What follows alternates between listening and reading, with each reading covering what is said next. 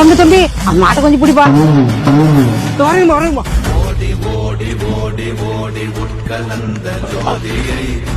ஆமா நம்ம இது சரியா கட்ட கூட மாட்டிய நீ. ஆடு பயப்புத்துவா. பா பா பா. என்னது அது கையில? ஒன்னும் இல்லம்மா, குழந்தை பிறந்துக்குது. சரி என்ன எழுத்துல பேர் வைக்கலான்னு போயிட்டு குஷி வந்துங்கிறேன். இந்த தண்ணி கொஞ்சம் தூக்குப்பா, மாட்டுக்கு தண்ணி வைக்கணும். என்ன பேரு தேர்ந்தெடுத்துக்கிறீங்க? லிக்கித் குமார், ராஜேஷ் சர்மா, ஹரிஷ். எப்படி மகுத? இதான் தேர்ந்தெடுத்துக்கிறேன். கொஞ்சம் இறக்குப்பா.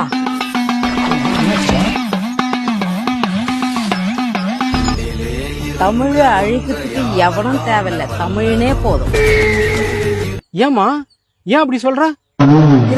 கொடுப்பா.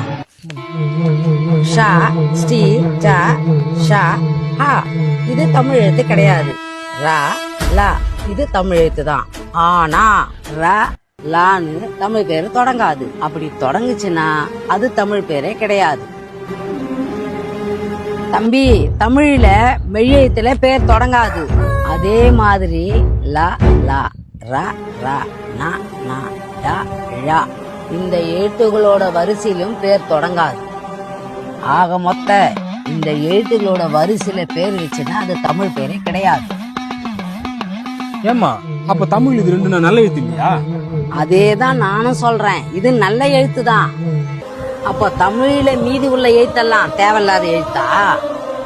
ஒரு மனுஷனை ஒதுக்குறது எப்படி மூடத்தனமோ அதே மாதிரி எழுத்துக்களை ஒதுக்குறதும் பெரிய மடத்தனம்.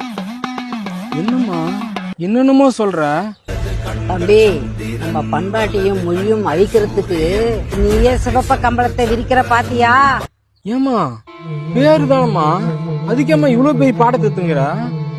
தம்பி, என்ன சொன்ன? உலகத்திலே மொழியே தன்னோட பேரா வச்சவன் தமிழன். தமிழுக்காக மாநாடு நடத்தினான், போராட்டம் நடத்தினான், ஏன் உயிரே விட்டான்.